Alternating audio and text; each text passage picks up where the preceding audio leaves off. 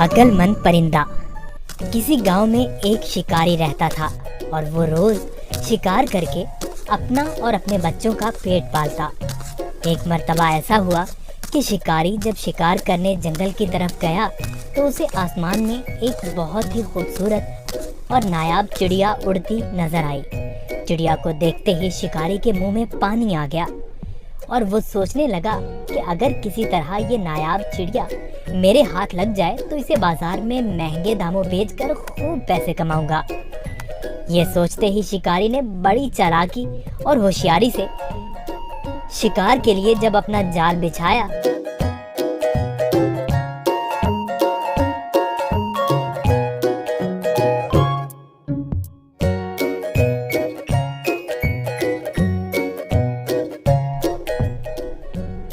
तो उसमें वो खूबसूरत चिड़िया फंस गई। चिड़िया को जाल में देखकर शिकारी अपनी इस कामयाबी पर बहुत खुश हुआ और दिल ही दिल में इस चिड़िया को फरोख्त करने के मंसूबे बनाने लगा। चिड़िया जाल से बाहर निकलने के लिए खूब फड़फड़ाने लगी, लेकिन जब चिड़िया की सारी कोशिशें नाकाम हो गईं और उसे जाल से आज़ाद होने की कोई सूरत नजर ना आई तो उसने मायूस होने की बजाय बड़े इत्मीनान से शिकारी की तरफ देखा और कहने लगी,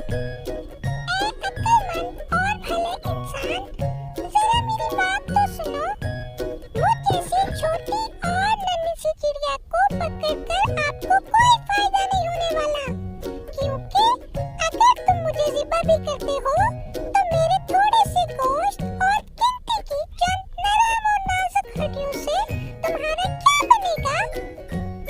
और अगर तुम मुझे बाजार में फरोख्त भी करते हो तो तुम्हें कितने रुपए मिलेंगे? लेकिन तुम मेरी बात मानो और तुम मुझे इस कैद से आजाद कर दो तो मैं तुम्हें इसके बदले 3 ऐसी कीमती और अनमोल नसीहतें करूंगी जो हमेशा तुम्हारे काम आएंगी। इनमें से पहली नसीहत मैं तुम्हारे हाथ पर बैठ के करूंगी और नसीहत ऐसी होगी जिसे सुनकर तुम्हारा खून और बढ़ जाएगा। और दूसरी नसीहत दीवार पर बैठकर करूंगी जो बहुत ही आला और करामत होगी। इसके बाद तीसरी और आखिरी नसीहत दरख्त की शाख पर बैठकर करूंगी। इसलिए अब तुम्हारी अक्लमंदी का यही तकाजा है कि तुम मुझे आजाद कर दो और मेरी इन तीनों नसीहतों पर अमल करके दुनिया में बड़ा नाम कमाओ। शिकारी ने चिड़िया की ये पेशकश सुनकर थोड़ी देर सोचने और गौर करने के बाद उसकी बात मानते हुए जाल की रस्सी खुद खोल दी। रस्सी खुलते ही चिड़िया उड़कर शिकारी के हाथ पर आ बैठी। पहली नसीहत करते हुए कहने लगी,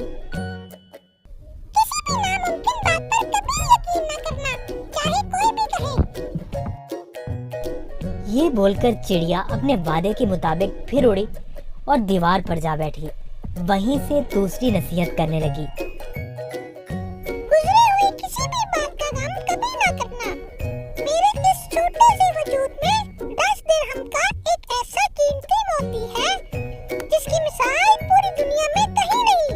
और इस महंगे मोती को पाकर तुम और तुम्हारे घर वाले खूब ऐशो इशरत से जिंदगी गुजार सकते थे, मगर तुम्हारी किस्मत पर अफसोस, तुमने मुझे आजाद करके एक बेमिसाल मोती अपने हाथों से खो दिया। इतना सुनना ही था कि शिकारी जोर जोर से इस तरह रोने और चिल्लाने लगा जैसे उसका कोई अपना करीबी रिश्तेदार मर गया हो।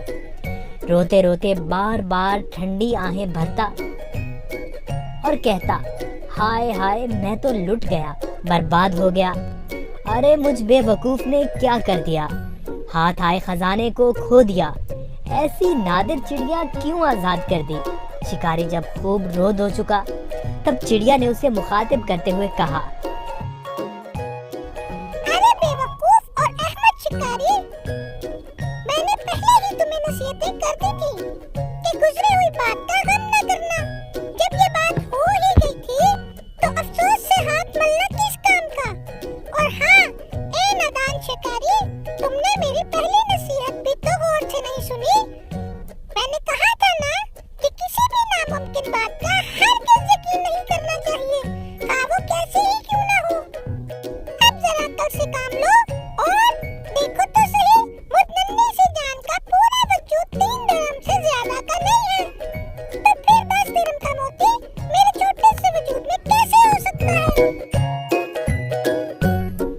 बेशक कहती तुम ठीक ही हो ए नन्ही मुन्नी चिड़िया, वो तीसरी नसीहत तो बताती जाओ। अरे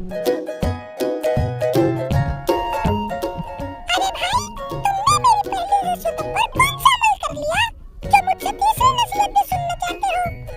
वो कीमती नसीहत तुम जैसे नादान इंसान के लिए नहीं है। ये कहते ही फुर से चिड़िया उड़ी और शिकारी उसको देखता ही रह गया। देखा बच्चों आपने, वो नन्ही सी चिड़िया कैसे अपनी अक्लमंदी से इस शिकारी से अपनी जान बचाने में कामयाब हो गई।